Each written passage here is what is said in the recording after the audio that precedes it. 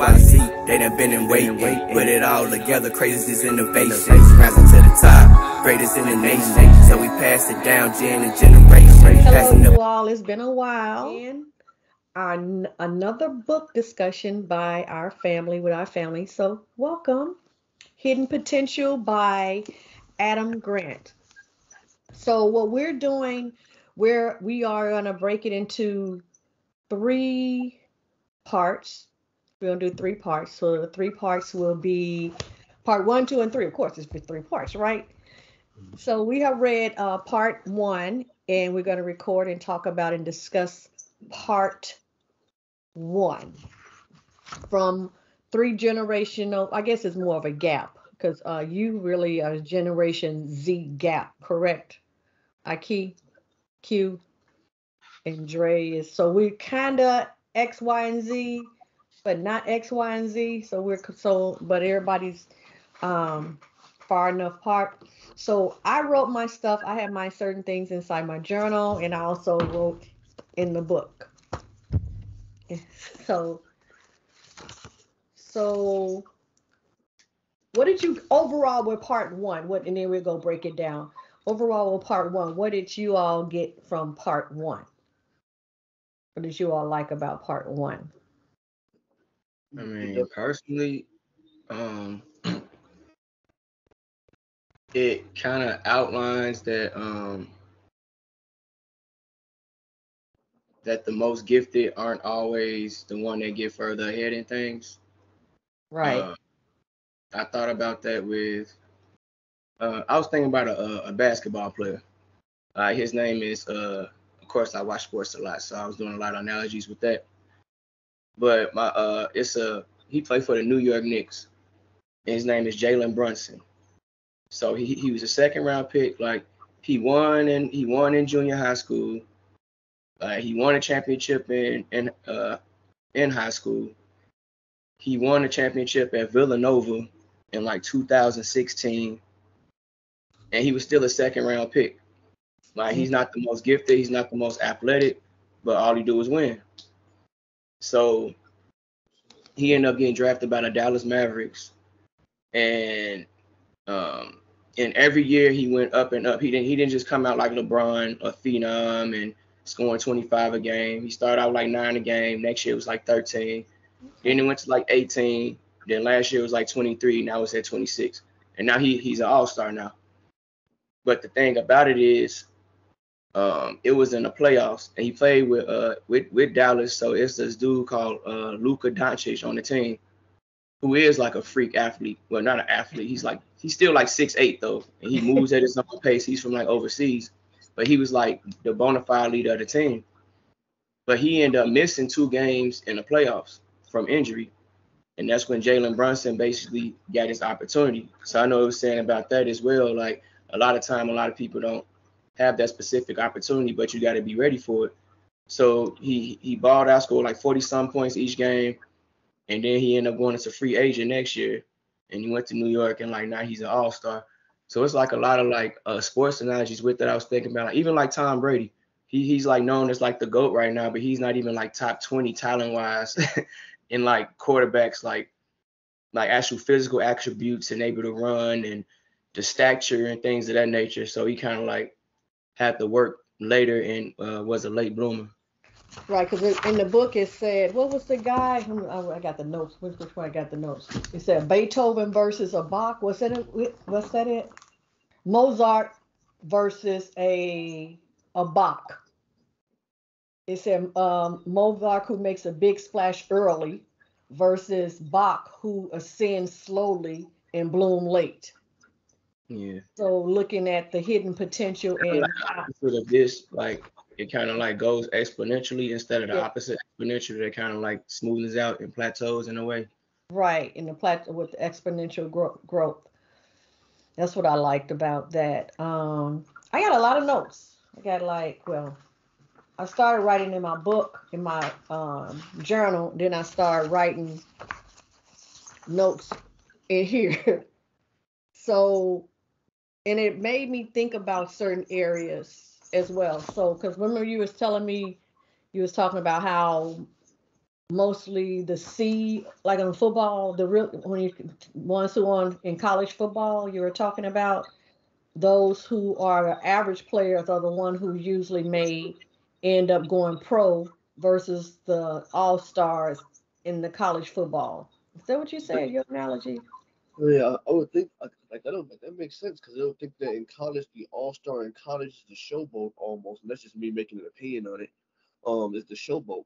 So the average player may be able to be more of a team player compared to that player that wants to be the number one, the best, better than everybody, not thinking about anybody else. Which is kind of why I think that people who are like goats in their sport are horrible when it comes to coaching. Like Michael Jordan, he sucked with the Charlotte Hornets. Wayne Gretzky, he sucked when he tried to be a coach and a general manager. Isaiah Thomas sucked as a as a coach. But like the Steve Kerrs, like the regular players who are like role players, they're seem like they can coach better because they weren't as naturally gifted and naturally um, good in the sport or weren't as successful as the others in the sport. So they know exactly what a role player is, who plays what roles, and how to actually maneuver through the actual team game. Right. Uh, And like what you said in the beginning, Dre. Like I think that the basketball players that weren't that freak of nature became better because how the book explains a little bit of what it really means to win. Some people think that winning just means you are first place, but it also says that achievement is in growing. So as you're progressing, you're actually winning. Like I think me and Joe was talking about it before, though, probably last week. Um, did you really lose if your plan was to be second place? Depending on where you want to go. Mm. So part one, you all, is based on skills of character, structures and structure. Well, skills of character, which that's part one. Part two is the structure for motivation, and part three, the final, is the systems of opportunity. So we're going over part one, you all. So it's more creatures of discomfort. You have to be comfortable at being uncomfortable. We always say, Mm. you always find ways how to be, and you got a verse in there too. You got one of your songs. You got a song that talks about being uncomfortable as well. So I like that part.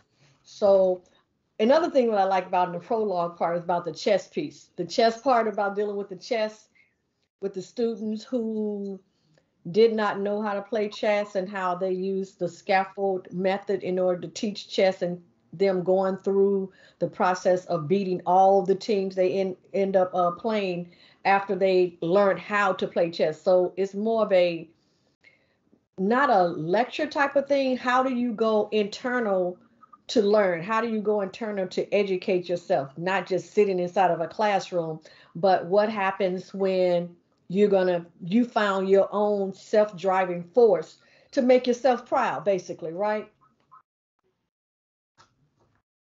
So what is say skills of character? This is what I end up pointing out. Skills of character, teach personal initiative, right there. Teach personal initiative. Do you have your personal initiative, proactivity, discipline, and determination, and practice putting in qualities into action? So are you able to take initiative yourself instead of somebody telling you what you should and shouldn't do? That's what I like about that. So that's the first trait. And I think about that when I was in the military. They were always like, show initiative, show initiative. And then also raising I'm like, where's your initiative? Moving forward on that part. I like it says that character is often confused with personality. Your character is often confused with personality. People, I like that part inside the book when they talked about that. A lot of times people confuse your character with your personality. Because what does it say? It's easy to be proactive and determined when everything's are going well. That's your personality. But a true test of character is whether you manage to stand by those values. So your core values, what are your core values when the deck is stacked against you? Like my core value is integrity, freedom. What is it? Integrity, freedom, I know those are two. Integrity and freedom. Those are my top two. So integrity is when things are going, I'm like, dang, I wish I didn't have, because certain things you got integrity. The meaning of integrity is to do something even though other people are not watching. So I have a high integrity. So have you all been through anything that tested your character when things are not going good and how you move forward based on your character, not your personality? Yeah, kind of right now. But yeah, like it's been instances before where even when I felt like I've been done wrong, a lot of times I don't clap back. Uh, Sometimes I do it just because, like, I think that's actually going against my character, and it makes me uncomfortable. Which I kind of think like those things, kind of like sometimes you use this one, sometimes you use that one. Like nothing is absolute. Like probably in any book, kind of like with the 48 laws or 50 of laws. Like certain ones go against each other, but you got to know how to like exactly use them. So like sometimes I will like go against my character on some stuff, like either to prove a point or just to let them know like I'm for real, which is I don't know if that's really going against your character or really coming out your comfort zone. So Yeah, that's kind of yeah, that's something you got to look at, right? yeah. Well, So if you look yeah, at personality and characters, one appears to be, and one is actually what it actually is, what will actually be. So like when you were saying like person like the traits, mine would be yes, integrity, fidelity, courage, and responsibility would be the top points of it. Like they say that personality is going to be based on techniques, while character is based on principle. So one of the things like you said, like getting out of that comfort zone to tell someone you're serious, that's going to be that personality trait. That's the technique that you use. While one of them is going to be your character, your principles going to stay the same, but you're going to get out of your comfort zone and expose your personality. right. There you go. Exactly. The wisdom from the youngest. Mm. Oh yeah, and I was thinking about it's crazy. I was just watching something earlier. It's always some sports stuff. But Kevin Durant was doing like an interview and he was like he's not as charismatic as his peers like a LeBron James or a Steph Curry or something. Like they're more marketable, like they do things different. And it was an NBA show I was watching, and Kendrick Perkins, he was telling like probably like 2, 3 weeks ago, he was like, there's always some type of vocal leader in the locker room, and a lot of times it's not the best player. Like Right. LeBron James, like he the best player and he's the vocal leader, but a lot of times that's not the case. You have like a veteran on the team, like like someone who probably barely even play or something, Right. but yeah, like the Phoenix Suns don't really have a vocal leader. And he said during All Star Weekend, Shaq was challenging him to that.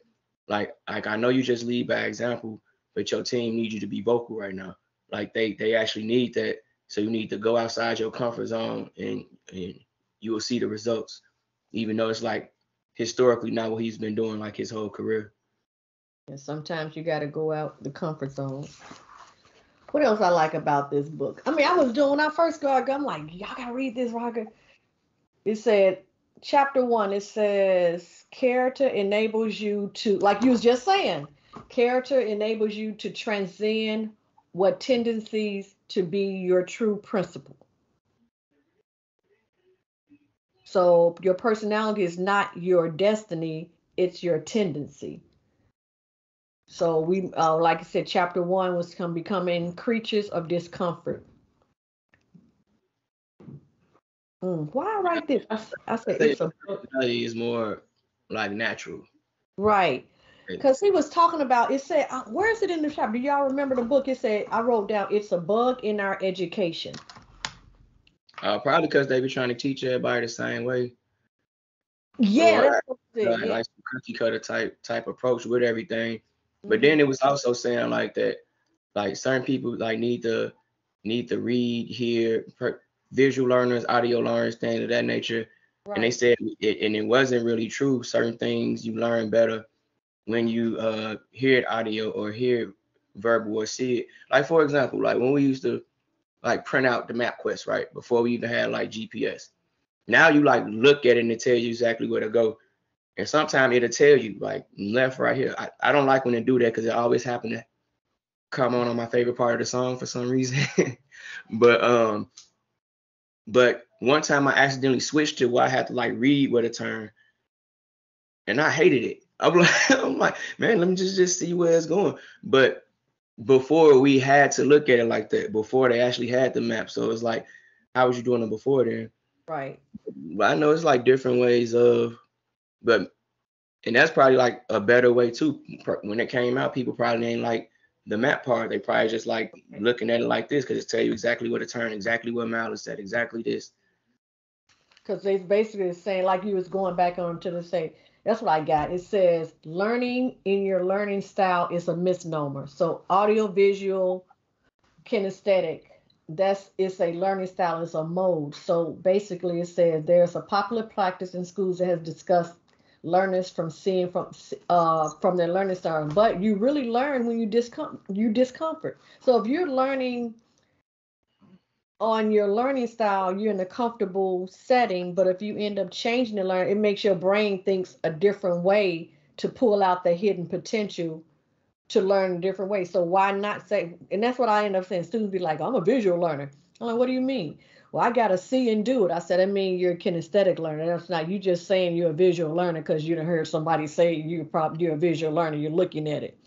So a lot of times people don't even know what their learning style means I until think like everything is like different though. Like even when they said you might think you're a video or audio learner, but if you do that, like they said, like learning all these different languages and stuff, like you not go learning that you actually speak it and talk right, to somebody. Like that's when you'll grow the most with it. You can sit here and read it all this time and hear it all this time, but until you actually do it, then you really don't know like how effective you are in it.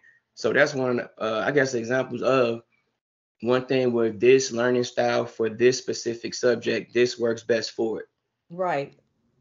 So if you cannot say I want to learn how to Shoot a write jump code shot and watch a video, you and watch know? a video, right? Well, I'm gonna go with the coding, the software development. You don't just look at the code and say, "Oh, I'm looking at the code. And I'm gonna learn how to write code." You gotta actually push your muscle memory in and write that code. Well, it's kind of all of it though, because like you still gotta know how to look, read it, and analyze it. But the Right, actual writing part, yeah, like you gotta, right. But yeah, you can't just look at it and say, "Okay, now I know how to write code." right. Like I think that I believe that a lot of people have more than one primary learning style, but because of how society places it, they choose one. I'm an oral learner or I'm a auditory learner. However, it's not only that because I will only learn if I memorize it. I have to memorize majority of it to know it. If I don't memorize it and have it in my head already, I'll draw a blank and I won't care about it, and I'll keep moving. But then you end up looking, okay, should I end up stepping out the comfort zone and try something else? Because sometimes you got to interrupt your pattern. You got to interrupt how everything's going so you don't have that same old constant.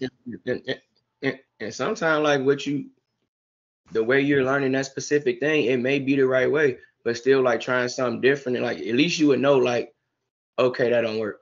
You know, Find out what doesn't work. what's the worst that could happen? I'm like, okay, this option didn't work. Okay, so at least I know it don't work. I think it's somewhere in here said like you got to be willing to fail more than others are willing to try. Like, Exactly.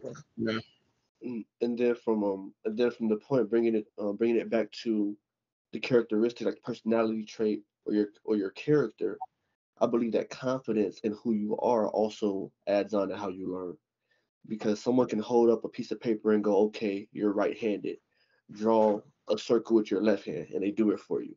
A person that's gonna be over here so worried about losing or failing, they're gonna overthink and they're gonna mess up definitely from overthinking. They're gonna beat themselves up. A person that goes, all right, okay, and then they try it, they go, all right, I messed up, but how can I do it better now? Like Right. what's the next step? And like what it said, I think that was the last section of the book, and you keep on building, building, building, building based on your past failure.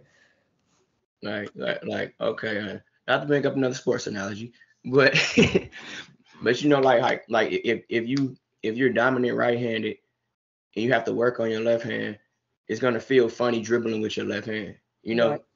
eventually, you end up becoming like this. Still your dominant hand that you actually shoot with, but like you still have to lay up with the left hand. You have to know how to dribble with the left hand as well. And the more you like, it's uncomfortable first, and then eventually, like you can, like me personally, like I'm better driving to the left than I am right, which is funny. Like maybe because my crossover go like from right to left. You know. So do y'all think that people have a tendency of making something harder for themselves based off of the opinion that no one has given yet? Because they think someone might have an opinion or someone might be thinking something about what they're doing. So they make it more difficult for themselves off of what wasn't said yet. So crazy self-talk. Like Self-talk.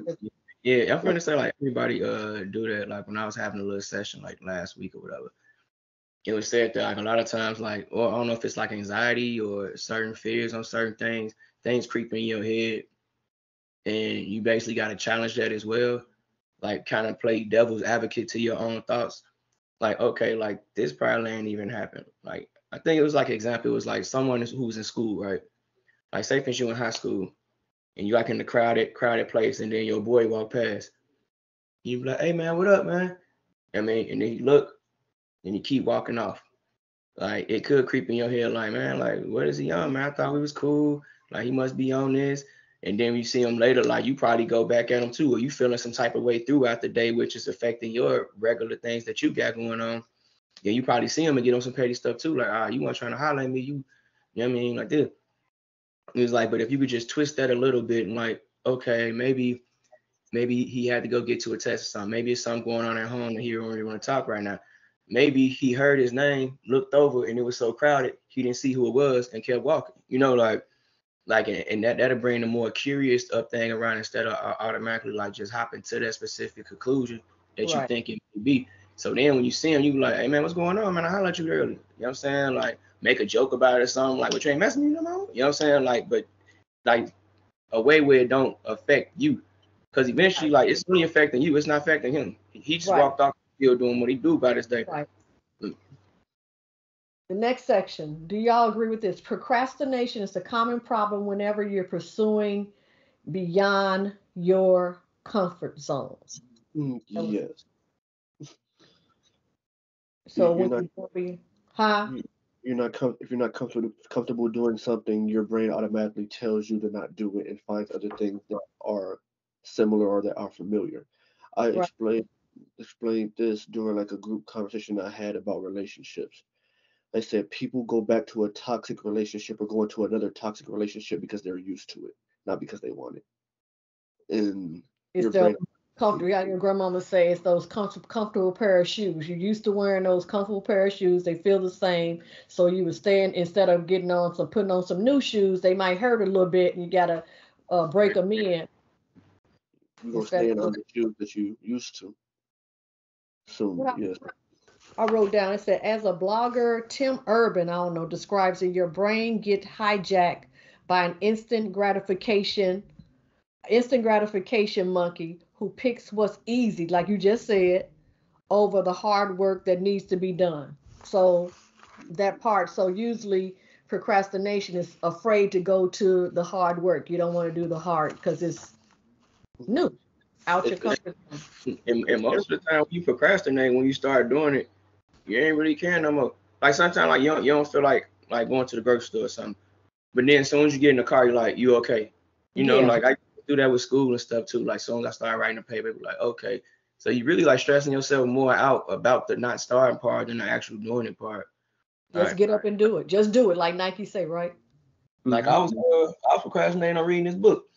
Like so because I was always telling myself I was like I need a highlighter. I can't find my highlighters.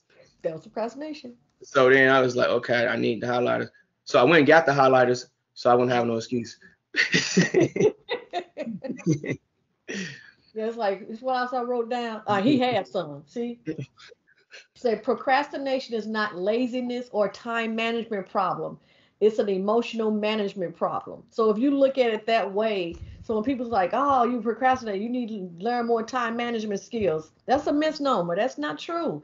So it's really an emotional management skill. They said when you procrastinate, you're not avoiding effort. You're avoiding the unpleasant feeling that the activity stirs up.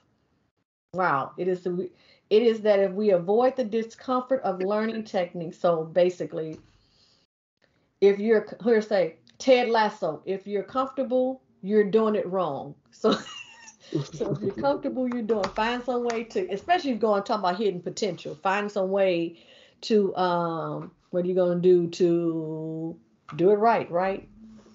Like they say, like even like when you in IT, they say if you're not breaking stuff, you're not trying hard enough. Right.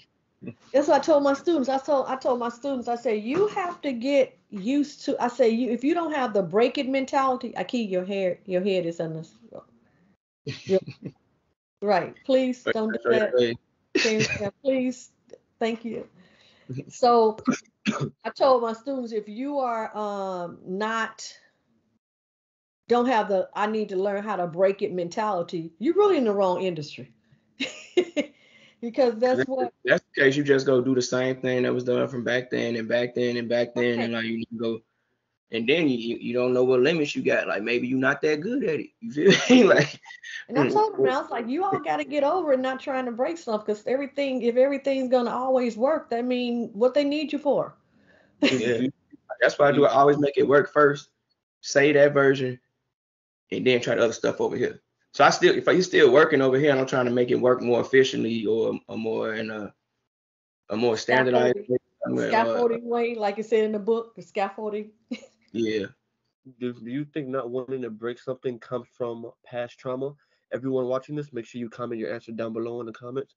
But it's it may come from trauma. Somebody may have been pushed, like with how I am at work. I look at my boss, and I've told my manager this myself. I said, I'm like, me and him are talking, we've known each other for years. I'm like, it almost feels like that you're afraid of our director. I'm like, I'm not afraid of you. I'm like, I respect you. I'm like, I have to respect you, and I will respect you because you earned that. I'm like, but fear would drive you the wrong way. I'm like, so do that. Like, I'm not gonna allow my past and for crooked managers I had in the past going, oh, you did this wrong. No, if I can break it and me breaking it made it better, which it has in plenty of fields, which is plenty of companies using my findings, I'm gonna break it and I'm gonna change the entire aspect of what's going on and change everything. So you know, people can't let their past dictate. Right, but yeah, you can't let your past does not equal the future. It's in the book. Is it? What you can't change. You can't change what you can't change. hmm Okay, but it ain't the past equal. That's a, Yeah, that's something different. that's it. Learning. What an experiment. Oh, I like that experiment what they did with the readers and the listeners. You know, Yeah. part in the book. Yeah, that's what I was talking about. Like they was thinking like when they heard it for the I think it was like a science test or something. Yeah, They said yeah. half the students listened to it and they preferred listening to it, and half of the reasons they didn't want to. But then when they gave a test a couple days later, the ones that was reading scored like way higher than the other ones. Like the Mhm. average grade of the listeners, they got like an average of a 56, and the average readers of the other ones got like an average of like an 81 or something like that. You got those numbers right because I got them written down. Look at that. You know, But it was 59, 59, I'm a 80. numbers person. Let's say listening promotes it. I like it. It says listening promotes intuitive thinking where reading activates the analytical process. Yeah. Y'all think that? Yeah, because like when you listen to somebody, you have to listen at the rate they're saying it at. When you're reading, like you're reading it at your own pace. So it's kind of like you could slow down, go back into it, process it, like, and basically, yeah, go at your own pace. Because if I'm talking to you right now, I can say 100 sentences right now. You probably don't remember like 26 of them, like verbatim. I'm probably You know. I'm gonna remember 5 Yeah, verbatim. that's then like you're not gonna remember like too much. Right. But if you read it, you probably know. Like I read those numbers right there. If somebody told me them same numbers, I probably wouldn't remember. And I read it one time. Ain't like I went back and seen it again. Like Like somebody can send you a text message and say something like, "Why do you think that?" It's called, or you could be the person sending it. And in your head, you're saying it like just really asking a question, like, why you think that? Like, but in their head, you angry. They created an emotion for you. They gave you a character or a trait that you didn't have, and they put it in their own words. Now they're angry because they don't know how you was presenting it. Versus hearing it, they hear you talk. People are going to react to your voice inflection and the emotion you bring behind your words more than your words. And that's where hearing versus listening comes in. Right, Because that's why it's intuitive Yeah, versus. that's why I like it. Cause Yeah, sometimes like it'd be like an hour text message thing that have been a 5 minute conversation, and it'd right. have been so quick or something. But when it comes to like certain facts and things that was said, it'd be better to have like text message to go back to have a specific receipt on it. Cause sometimes I could think I said something, you got a different, uh, um, like a different, what's the word? Perception, Yeah, outcome. I just say perception. Yeah, you got a different perception on what I'm exactly what I'm saying. And in your head, I didn't say these exact words. I said what you thought that I said. I think that's like kind of like the active listening, like thing, like listening what they said and repeat it in your own words and see if that's exactly what they were saying or trying to portray at that time. Right.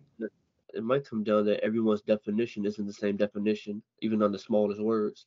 Like you've seen that test that shows the first letter and the last letter of a word and put a paragraph out and say that you can read exactly what it says as long as the same letters are in there in the first and Right. last. Yeah. Like somebody will go and look at what you said, and they want you to say certain things or they're feeling an emotion. So they're gonna add words to what you said or remove words from what you said in their head, and they're gonna believe they read it. That's how powerful the mind is. They're gonna believe they read those extra words. Yeah. I mean, that's what I did when I write code. I have to look at it backwards. I can't look because my brain automatically puts certain variables or certain letters inside the code that I'm writing. Or You know what you meant to do, so you just see it right, like that. it just says it like that. That's why you supposed to I know they told me this like in college or something. Like when you write a paper, just read it every sentence going backwards. Right. You see it going backwards because if you read it going forward, you know what you're trying to say, you know the transition you're trying to make, you know exactly. But if you read it backwards, well, not the actual sentence backward, but each sentence backwards, Right. I'm like, what, you just read it backwards? Like, no, No, but yeah, you know what you're talking about. What else I each, write? Comfort yeah, in learning is a comfort in learning is a paradox. You can't truly become comfortable with a skill until you have practiced enough to master it. I like that. Comfort in learning is a paradox. You can't become truly comfortable with the skill until you have practiced enough to master it. So you got to practice it, like you said, so over and over and over again until you got it. Now you are comfortable with it, but now it's time for you to go to the next thing. So you got to be uncomfortable being comfortable to master a skill. So like yeah, y'all just said, it said, but practicing it before you yeah, like a master chicken it, and egg type thing, huh? like a chicken and an egg type It's thing. chicken and egg, yeah. Where's the picture for that? Because that's actually on here too. I Is should it? have. Yeah, well, like not well, yes. It's I'm trying to find it right here. I should have. It So while should you be. find, I'm gonna say something else real quick.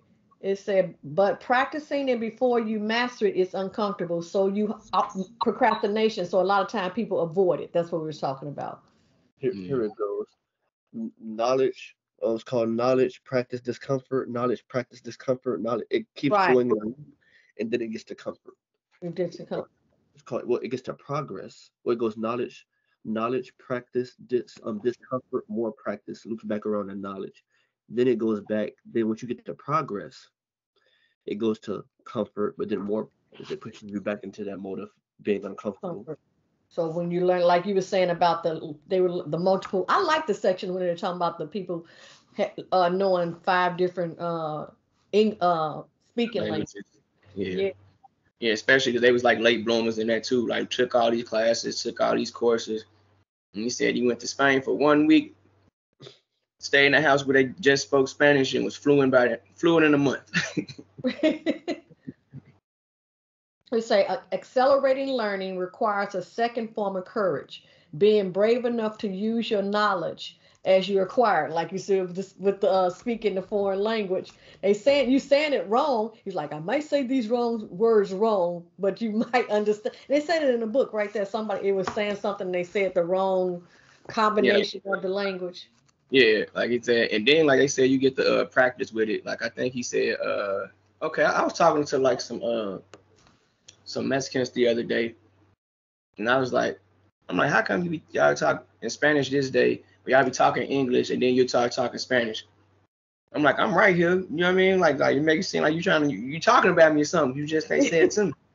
But they say certain stuff in Spanish makes more sense than if you said it in English. Okay. So like one question like he had said, like once he got good with it, he started switching it up, and it was like I don't want to put my baggage on you, which means I don't want to be an inconvenience to you. I don't want to be a burden. Like that's what it means in the English language. But then he said, but in the translation it was I don't want to dump luggage on you or something like that. So Yeah, like, but so it'll probably sound crazy like if you just went like directly from here to there. With certain phrases that don't even work. Like even in English, like we got different slangs ourselves. Like when you go to different cities and states and stuff like that. Like even within the English language, there's different slangs. So I can only imagine how it is like for another language as well. There's something I was thinking about. Like it just popped in my head when you said the word courage. What's courage versus confidence? And like I actually had this out from something that I saw before. I have it right here. Courage is our ability to do something that frightens us. Courage is resistance to fear, mastery of fear, not the absence of fear. right. No, it's courage versus self-confidence. It says once we exercise the courage to act, can we build self-confidence? And it kind of comes down to how I look at this book is probably my favorite part is he played chess against how many people blindfolded and won each one. And that comes down to confidence and the courage to do so. But society's put a bad name on confidence, arrogance, conceitedness. They grab different words and make it bad. Therefore, people aren't going to feel that. They're going to lean more towards the hiding, running, staying away, procrastinating area of things because they're too afraid to push through. It's something that's probably been learned, taught for years. Well, I wonder if it's been more of a trauma type of thing because if I'm looking at it, I'm like, okay, I'm gonna have my posture, who I am, and move forward based on regardless, and the courage, the confidence is gonna be there. Versus, I mean, it's a thin line between arrogance and confident. It's the humility that's in there and dealing with somebody. So I wouldn't be arrogant, but somebody might think I'm arrogant, but I'm just being confident because they lack the confidence. I don't know. Right, Um, it could be like a trauma thing as well. Like I don't know, y'all seen the movie Unbreakable? Yeah, Like so he can't break. He's stronger than all outside. Can touch right. people, tell what's going on, and this dude's afraid of the water. Afraid of water. Like you doing all this stuff, you can probably pick the world up if you want to. Like, but yeah, I yeah, guess everybody got some type of Trauma. yeah. 'cause I I don't like think on page 50, you all, we're talking about that the sponge, the ego growth reactive and proactive, which that's what you were saying leading into IK. yeah, I was thinking that I don't think that a person can call themselves arrogant. I think that arrogant is what someone sees you as. Psychology 101, you are who what people say you are, not. So ego type of thing. Mhm. And ego is another thing that I don't think that we can call each other ourselves. Someone else has to say you have a big ego, because both of those ego is something that's exaggerated. Someone might feel that you are exaggerating on what you're doing or what you're saying, but in your eyes, that's exactly what it's supposed to be. Okay.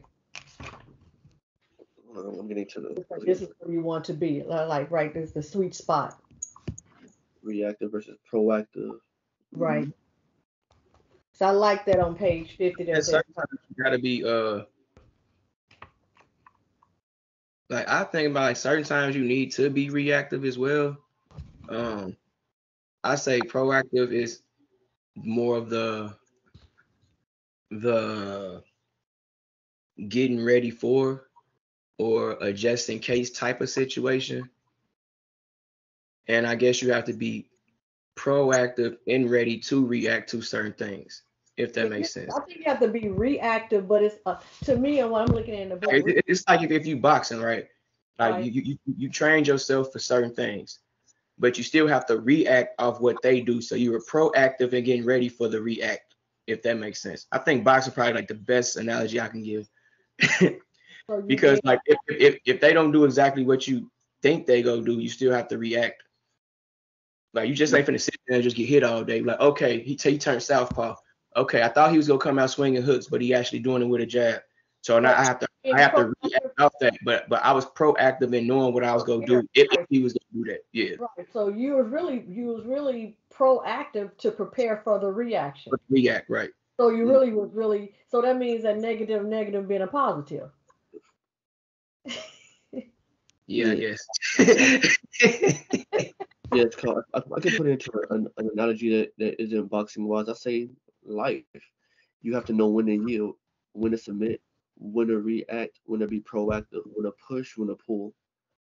And I'll say that's with everything. And a person, and, I don't and you want to gotta be. make mistakes to know which one is which. I guess it all kind of go together, like when Right. it's time, don't be Like, afraid to make mistakes. I don't want to sound mean on it, but I've never been the one to bite my tongue. When it comes down to it, I like people that are thinkers. When you're able, like how Dre was saying, when you're able to think and look at the future, you're gonna be those 3, 4, 5 steps ahead just in case it happens. It might not happen, but you're already ready to react to it, kind of thing. Or you are ready to take action, or you're not react, you're ready to take action. So it's like it's more of you taking action. If you did something proactive, you're taking action. If you did something but reactive, I don't know. We got to figure out the connotation of proactive versus reactive. But place that inside the comment area. What are your beliefs on reactive and proactive? Yeah, yeah, yeah. I Place mean, it. I guess it's always good to be. I guess it's kind of the same as being an offensive and a defensive driver.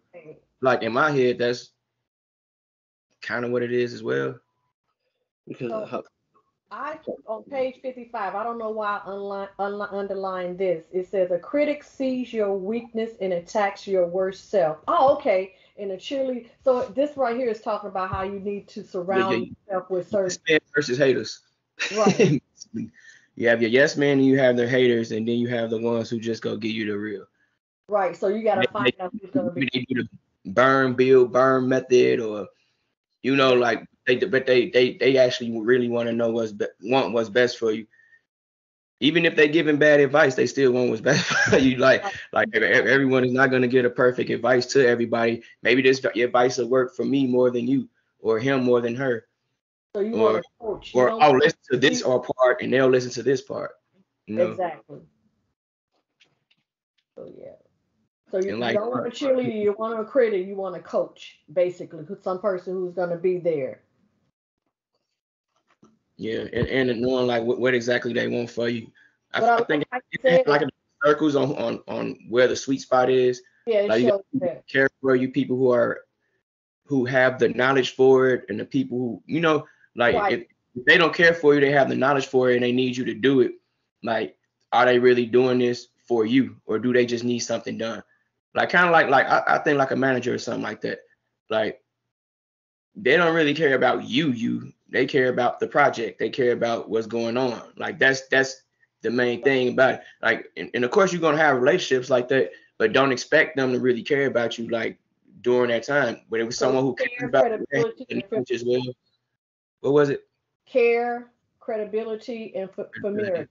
And familiarity. Yeah, that right there. Yeah.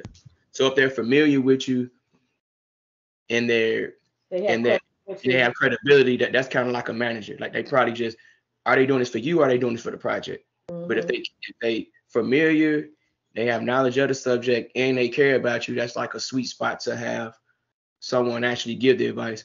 Like I said, whether it's good or not or anything, or if it'll affect you or if it works for him and not her, like those are different things. But the actual source it's coming from is credible. Okay, that gold spot, right? That gold. It said mine. This is the gold mine. Yeah. It said may the source be with you. Oh, that's what we're talking about, Melanie. Melanie, you know who Melanie Hobson is? I Do don't you think know? so. Okay, do you know the person who wrote Star Wars? Okay. That's her. George Lucas.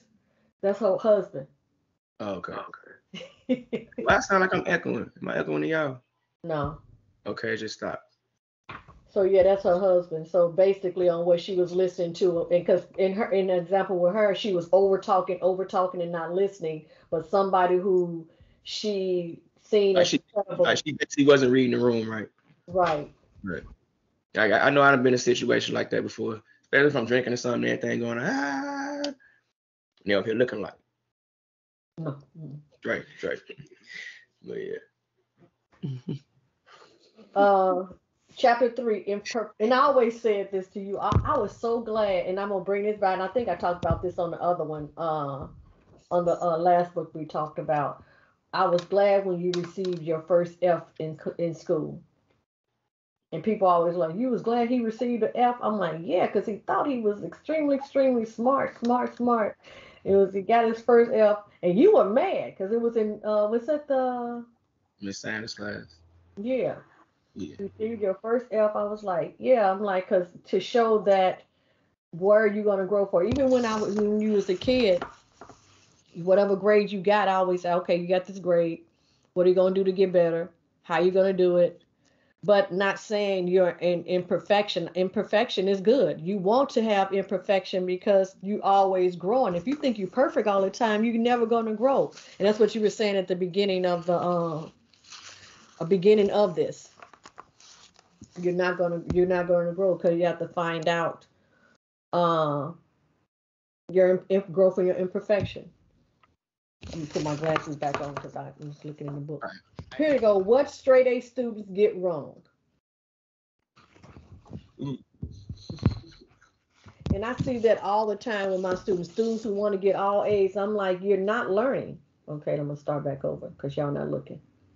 I was looking at the book. I know. Well, I'm cutting this part out. Cut out. Okay. All right. So part 3, calling about perfectionists, imperfectionists. It said what straight A students get wrong. And that's what I see with a lot of my students is the ones, especially ones who want to be A students. Those A students, I'm like, are you learning? You're gonna learn by the hiccups that you make, not by you just memorizing something. And did you apply it? Did it break? Where are you gonna learn from that way? And that's why I believe C students from college, go to college. C students are the best workers and the best person that you will want to work for your company because when certain things happen, they know how to go and grind to get what needs to make it happen. Versus that A student, they don't know how to keep moving forward. They do not know how to persevere because everything has always happened so easy. So when the down things get down, they just throw their hands up and give up versus that C student. Yeah. In theory, they can be used to learning it just to pass, learning it just to get that A on it. They got comfortable and adapted to learning it just to get that A. But if you were asking the same questions a week later, no. Yeah, cause I know, like even like coming up, like I never studied for anything. I just went to school, got my grades, and even have to go to some classes to pass it. It was just like easy or whatever. And then I got to college, and it was like, yeah, like going from an A to a C student or a B student, I don't know, whatever it was. And that Like, happened. Mine didn't happen until my senior year in college because I didn't have to study. I had to just go what I need to do. But that senior year when I took those 4 math classes, where I tested out of the math class, I tested out of discrete math. Then I end up having to take I forget what I didn't take geometry. That's what I should have took. But I ended up taking 3 math classes, and I had to study because things like you weren't naturally as gifted as it. Like kind of like it was a receiver, Dez Bryant. And here I go talking about sports again, huh? It was it was this receiver, Dez Bryant, and he was like a talent. He played for the Dallas Cowboys. They drafted him. He had like a 40-inch vertical, but he used to always just rely on his talent instead of working on his skill. So then you would have a receiver like Jerry Rice, who's like known as like the best wide receiver now, who didn't have these physical skills. He didn't have he was just focused on so much detail. He looked the same way before any route. because football players, like, they looking for certain things. Okay, when he got, like, they watch tape, like, okay, when he got his foot like this, that mean he finna hand it off. He got his foot like this, they finna drop back pass. If the receiver do this first, that mean it's like this. If it, like, so he like concentrated on looking the same exact way every time, going on his routes. Like, even his wife used to be mad how much he used to practice, but like it got him up there to be like the GOAT wide receiver, like, to this day. Even though, like, Dez Bryant, so after like 6-7 years in the league, when Dez Bryant, when you're not jumping the 40 vertical no more, you jumping the 30 vertical because your athleticism then went down. You have nothing else to go to. So he was out the league like 2 years later. Oh, wow. Yeah. So he said perfectionist tends to get three things wrong. They're obsessed about details that don't matter. And they're so busy finding the right solution to tiny problems that they lack the discipline, like you just said, to find the right problem to solve. They cannot see the forest for the trees. 2, they avoid unfamiliar situation and difficult tasks. And 3, they berate themselves for making mistakes, which is harder for them to learn from. So if you go ahead, I keep about to say. Well, no, I was gonna just say it goes back to the being comfortable, being uncomfortable. Stay comfortable being uncomfortable.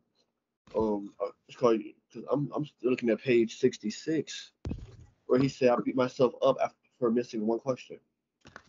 Like, then at that point, going to the A student again is, are you problem oriented or are you solution oriented? Right. His question was, how could I forget that sea route to India was discovered by the Gamma? Not how. Just use a different way. That's who, what, when, where, how, why, when, Like, what, do. like he got it wrong, so he'll never get that question wrong again. Like, but if he wouldn't have made that mistake, he wouldn't have known. Now, I bet his questions on there he got wrong right now that you average to this day, he'll still get wrong. But he got that one wrong. You ask him that to this day, he still gonna remember. Yep. Like yep. They have to push for being. I feel like C students are way more solution it's called solution oriented. They're not questioning why, they're questioning. Can students who are A students learn how to become solution oriented? Yes. Yeah, I think so. Like, 'cause a lot of times, like I don't know if you an A student, C student, whatever. Like, at some point, you go get challenged. Like everything is not just finna be going all candy. Like I remember one time we had an outage and I was on the phone like the whole weekend. Like trying to figure out what went wrong. Luckily, I put a flag in there, so all we had to do is just turn something off, and it'll keep the old code there, so it won't nothing like messed up on. This before we was doing like what you call it? This before we was doing what is called something shift. Anyway, this before we was containerizing things, and like everything, you have to do a whole release. Everything had to go in or everything had to come out. So it wasn't like that then. So we just put like a flag on there. It's like, okay, turn this to true. It'll flip it back on. But I still had to be on like calls and then you got to test it over again and go off. And God, it was horrible. Wish I was still hourly at that time. That would have been a big chunk of pay. I ended up asking any, I won't even say a grade scale, anybody that has the mindset, because when that perfectionist fails at something, they blame themselves. It's like, why are you mad if you failed? Yeah. Like, why? Why are you mad? And they'll make 100 excuses, but it comes down to something else. You're not good enough. They didn't say that to themselves. Someone else said it to them, or something else said it to them, and they brought it back, and they stood on that. Also, I like what it said. 10 does not stand for perfection; it stands for excellence. It was talking about what was the person doing? What was he doing? Like diving. Yeah, the diving guy, right? So it's like 10. If we end up saying we're looking for excellence. So excellence is better than what you did before, like you were saying, Keith. So that part. So make you feel. And people will understand like the difference and how far you came. Like, right. I don't know if I said this or anything about any of the other books, but I remember because like every year we used to have this little health thing to get health points and stuff, so you get half off your health insurance and all this stuff. But then like they'll check like your blood levels, your BMI, and all of that stuff, right? So it was this dude who went up there, and they told him like, yeah, you overrating this. You need to get your cholesterol down in this. You need to get this. You need to get that. Whole time, dude done lost 100 pounds since the last time he had that checkup. They didn't know that. They just saying where he at. They don't see like how far. Right. You know what I'm saying? Like you can take it from last year. You know what I'm saying? And at least look and don't just take each point as just a point. Because if I average 20 points or whatever, you like, okay, that's good. No, I averaged 50 last year. You know, like you just put that on somebody and just put, like I'd be mad if I lost 100 pounds and they still telling me. I would too. I'm like, man, like you could tell me this stuff, but at least say, okay, I see you lost this weight. I see you taking these steps. I see you. You know what I'm saying? Like some type of show some type of support. What it say? I like the Japanese concept. What's the Japanese concept, Aki? I know you read this part. Wabi sabi. Wabi sabi. You remember that part? Yeah, y'all getting me home. I was thinking about that. I'm like, sushi sound good right now. Page 78, wabi sabi. Whoa, kimosabi. It said appreciate the subtle, beautiful things, the flawness in somebody, because nobody's perfect. It said. That's the thing about it, because what was that movie? Good Will Hunting. Go ahead, say that. Go ahead, come on. Because I said your movie, huh? What was you about to say? What Robin Williams said. Yeah, when Robin Williams was like certain things that his wife used to do, and then it was like it's the imperfections that you really remember about a person, not the perfectionism in them. Yep, I knew you was about to say that's my perfect. I love Good Will Hunting. That's my favorite movie. Period. Good Will Hunting. Yeah, Good Will. Yeah, Good Will. That's the one with the math, right? Yeah, with Matt Damon. Matt Damon. Ben Affleck, Robin Williams. They was young. Yeah. Like there's like the mindset I have on that with imperfection and perfection. Again, I think that everything. I don't like labels, but a lot of things in the world revolves around what someone said that we are as individuals, as everybody, and it just kept going forward. I view the world as a gigantic, endless chessboard.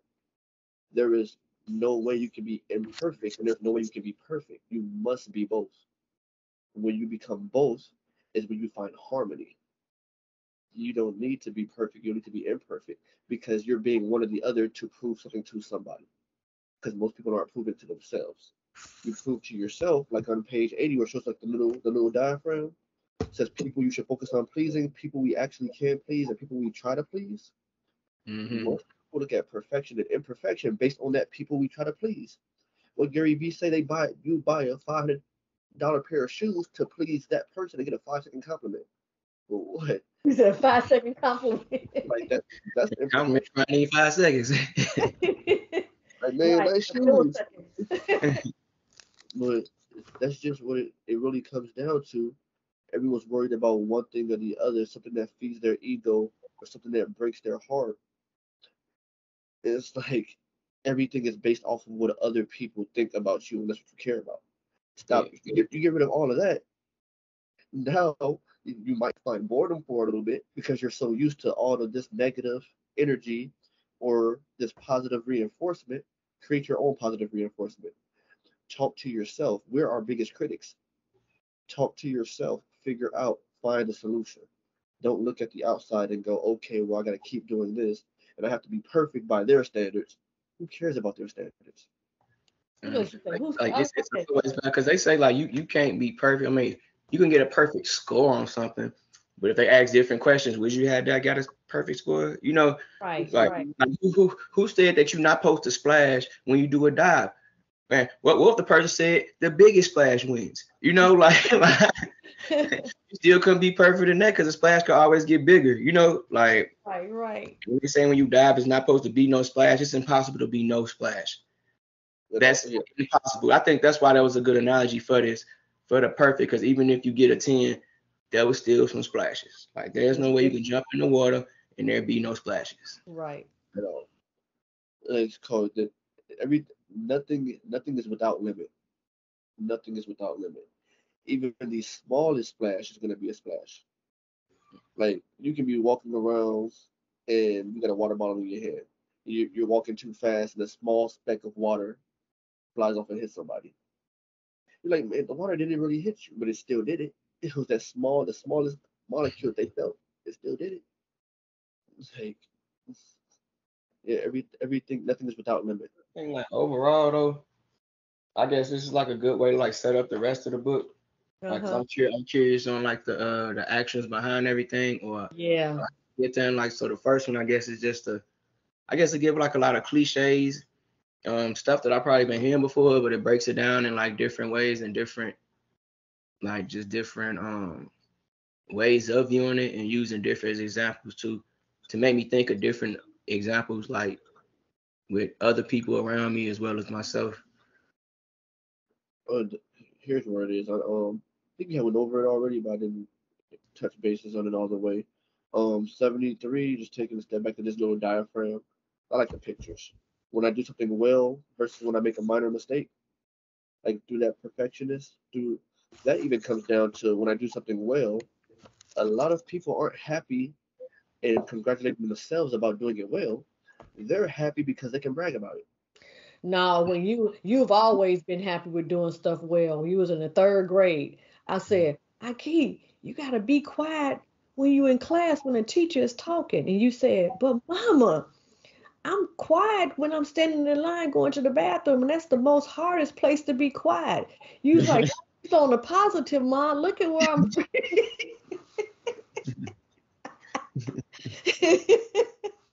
Like, I was quiet over there. I was quiet standing in line. That's the hardest place to be quiet at. Like, now say, yeah.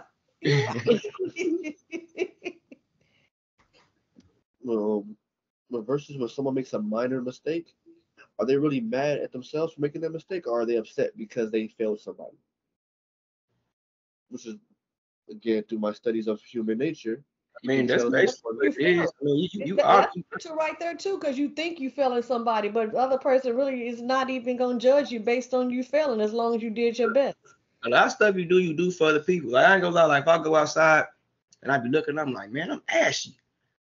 I don't never be in a house like, man, I'm ashy. Like, I don't care.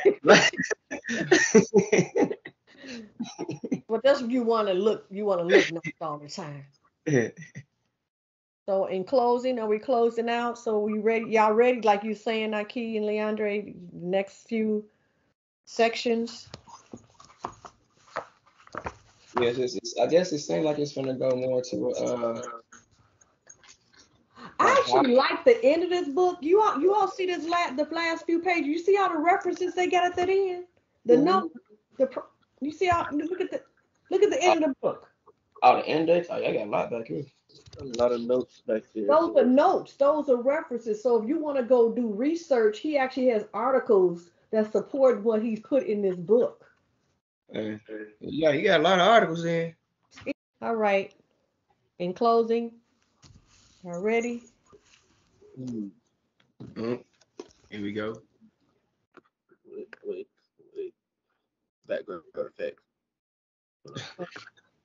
You go for it. I should run up on them.